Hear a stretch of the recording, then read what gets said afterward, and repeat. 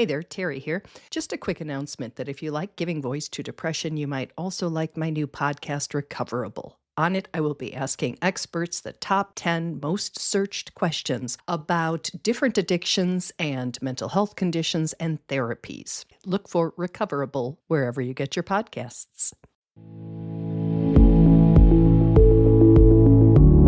Hello and welcome to the Giving Voice to Depression podcast, brought to you by Recovery.com, the best place to find mental health and addiction treatment for anyone, anywhere. Each week, we profile a guest who shares openly about their mental health journey. They share because they understand that when people don't talk about their depression or other mental health conditions, those of us who do struggle with them can feel like we're the only ones, that there's something wrong with us, and that no one understands. We understand. I'm Terry McGuire, the creator and co-host of this podcast. You have my promise that we'll keep it real here. Depression is real, and we're not going to sugarcoat our discussions about it. Hope is also real, and you'll get a dose of that here too. I'm Carly McCullough, a licensed social worker and educator, and Terry's daughter. We've both experienced depression and also support loved ones struggling with it.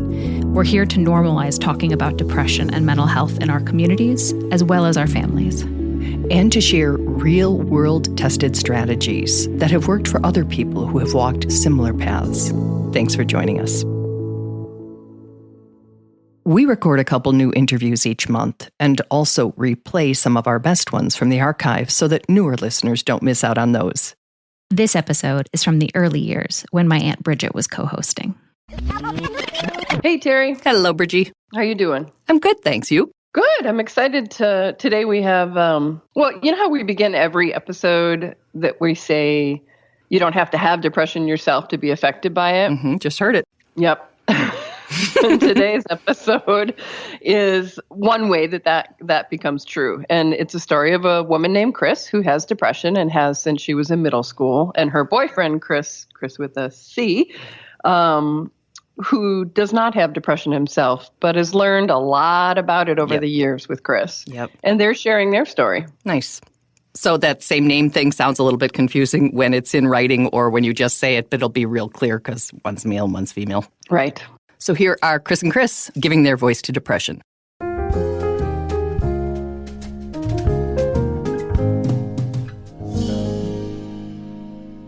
You can't really talk to Chris about her depression without being reminded of the power of stigma. From when I was a kid, I remember, you know how like typical doctor questions are like, are you feeling sad or down lately? And I remember my father telling me from when I was young to always answer no to that question. So that no one would ever really know about what you're feeling. Like they don't need to know into your personal business. And I was like, okay. So I've been doing that my whole life. So she couldn't talk to her doctor. When I realized I had depression, I was really young. I was about 12.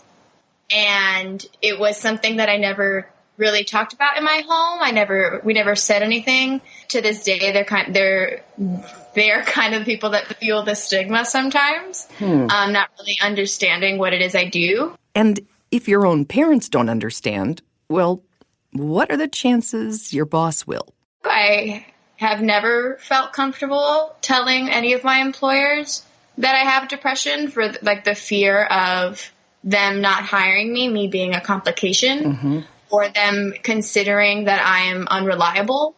If I feel like it's always easier to just kind of not talk about it.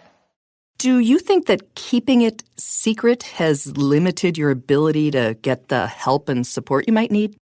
I definitely think so. I think that because I have almost a fear, though fear seems like too strong of a word for talking about it, that when it comes to seeking help, I suddenly feel weak or that I can't handle my illness. And so... Because you think other people see it that way. Exactly. Mm-hmm. That's boyfriend Chris. See, told you it'd be easy to tell them apart. I think because it's so different from quote unquote like physical illness, like you go to the doctor and they diagnose, people can see that you are sick, people can see that you have this illness, and they give you medicine and you get better. And that's kind of like what we as a society have accepted as illness. But when it comes to depression and a lot of other mental health conditions, it almost feels like it's someone's opinion. Like, your depression is the opinion of this therapist that you saw. And so it's not valid. Right. And it's easy for someone to look and say, oh, well, she probably just thinks that she has depression, or she's using it as a cop-out for this, or, there's no way to really know. I think, at least for me, whether people are actually thinking that or whether I just think that they're thinking that doesn't necessarily matter. And that could be an example of self-stigma, when we internalize public discrimination. And we can make decisions and suffer some pretty negative consequences as a result. So, Chris, how do you think your life might have been different if, when you first started experiencing symptoms of depression and went to the doctor, your parents had said, tell the doctor everything. Let's get to the bottom of this? I think I wouldn't feel as filled with guilt, filled with this need to prove myself. I think I would accept my depression as what it is. Right now, I don't accept my depression as what it is. I constantly keep putting myself down for not being stronger than the depression. And I think that if I had been in an environment that accepted my illness as an illness and not as just a teenager being a teenager, I think I would now in my current life here at 22, I would feel stronger with my depression rather than weaker because I have it. Can you do that for yourself now? Can I? Is there an opportunity to do a course correction at this age? Or do you just kind of feel stuck in it? I think I feel sort of stuck in it, but I have this small hope that I'm wrong. I think it would have been much easier, when you were 12 to be able to, say, okay, here we are at the beginning. We're at stage 1, and now I feel like we're at stage 3. And so, what it takes to reverse something at stage 3 is a lot more than what it is at stage 1. Mm-hmm. And that's one of the very many reasons that we are constantly advocating for starting the conversation about mental health and starting it early. If a child or teen in your life says something's just not right, or you notice symptoms of depression, address it at what Chris calls stage 1. No one benefits from waiting. Fortunately, in her early 20s now, Chris has someone she can be honest with about her mental health struggles. I tend to call Chris for sure whenever any of it starts. Chris, you're obviously the one in the trenches with her, and you said you don't have depression yourself, so I'm wondering how you know what to do. Are you guessing correctly? Are you working this out together? Have you had some education? No, pretty much flying by the seat of our pants. We've been dating for 2 years, just over 2 years now. And definitely got pretty up close and personal with the depression very early on. I would say probably within the first 2-3 months. It was all new to me, and so it's certainly been a steep learning curve, and I would in no way say that I know all of the answers. And I think sometimes it's hard to say, overall this would be good for everyone.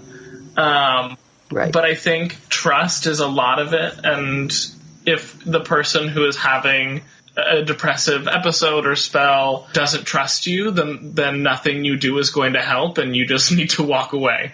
But I think if they do have that trust and you have that relationship, then doing whatever you can that doesn't involve the depression. So whether it's distracting them from it by, sometimes we'll try and do word games where having her help me with a crossword or a Sudoku or something that forces her brain to focus on something other than the depression. Because the most important thing in that moment is to get through that moment. And by talking about it, you just repeat the moment. So I want to ask each of you, and from your different perspectives, what do you think is the least understood or most misunderstood aspect of depression? I think I would say the debilitation part of it. There's a difference between, I'm tired, I don't want to get out of bed, and I can't get out of bed. It's not that it's sadness. It's this feeling of almost even hopelessness too. The world is bleak, and it's not just that I'm sad. So much more than that, and that the weight of the world kind of feels like it's being pressed up against me and not letting me move. Like, yes, I'm fully aware that I have muscles and I know how to walk and I know how to get up, but I can't. It is almost a physical weight. Yeah. Yeah, that's oftentimes how Chris has described it, is that she feels like if she's lying down in bed, she feels like something is pressing down on her chest. Mm-hmm. That is, forcing her down. And what have you learned, boyfriend Chris? What do you know now that you didn't know, that you didn't understand before you got this up-close and personal education on depression? I think one of the common misunderstandings is that the depression is focused on a specific event that happened. And for some people it is, whether it's the death of a family member or maybe it's the stress of an exam or something, but that they're only feeling depressed when it's about that issue. What I've come to realize is that it's so much more than that. And while something like that may be the basis of it, there are times when, Chris has been triggered by something that has nothing to do with anything that is necessarily sad or not. It could be something very minute, and that the depression is kind of an everyday thing, and some days are better than others. And there's something else he's learned that's important in any relationship, but certainly one involving an illness. In order to support someone else, you have to have your own support system, I think is incredibly important, and something that can often get lost in the dialogue. Mm-hmm. Yeah, just because you are helping someone who has depression, who needs you, doesn't mean that you shouldn't also take care of yourself. Right. And when I asked if they had anything else they wanted to say before we ended our conversation, female Chris said this. You have to really do what is best for you. And how are you going to feel? How are you going to get to your better place? How are you going to feel safe enough to continue living? Because the whole point is it's worth being alive. Like, I've been there. I've not wanted to be alive, and 10 years later, here I am, and I'm kind of happy that I kept living. And I think that through the struggle of the stigma and having to try and explain to everybody what it is that you need and what it is you're going through, you have to really remember that it's about you, your safety, and you are always worth it. And no one can tell you that you're not, or should make you feel that you're not.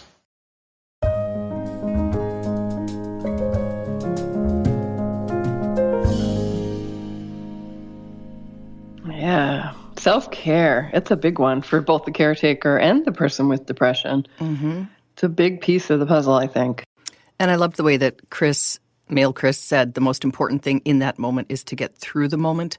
Mm-hmm. And it reminded me of, I can't remember, another guest, it was Sarah or Isabel, who said if you can just get through this moment and then the next one and then the next one, a shift takes place and you start to feel different. And it was interesting. They believe that by talking about it in that moment, you sort of stay stuck in it. And I had not heard that perspective before, so I really appreciated it. I know that that's true with other people in my life with different mental illnesses as well, particularly OCD and tics. Mm-hmm. Just talking about it, just hearing about it, being asked, when's the last time boom, it's triggered. So, it speaks to this is the brain. Right. And I like the way that she said, had she been able to talk about it earlier, she would feel stronger with her depression rather than weaker because she has it. Yes. And I know that we both feel, more empowered since we've started talking about it. Right. I think it desensitizes me a little bit from it. It makes, and then hearing how many other people are affected by it as well, directly or indirectly, makes me feel, not that I would make the choice to be part of this tribe, but I do feel part of a tribe. Mm-hmm. And any shame that you might have as a result of having depression or some fault definitely lessens when you realize that once you start talking about other people say, yeah, me too. Right. Which doesn't mean that you want to have it. No, it certainly does not. I think we can all agree on that. Yeah. Well, thank you, Chris and Chris. We really appreciate you sharing your story and interesting perspective with us. And how lucky they are to have one another. Yeah, wouldn't it be nice to have that kind of a support? Yes. That kind of love. Yeah, sweet. Beautiful.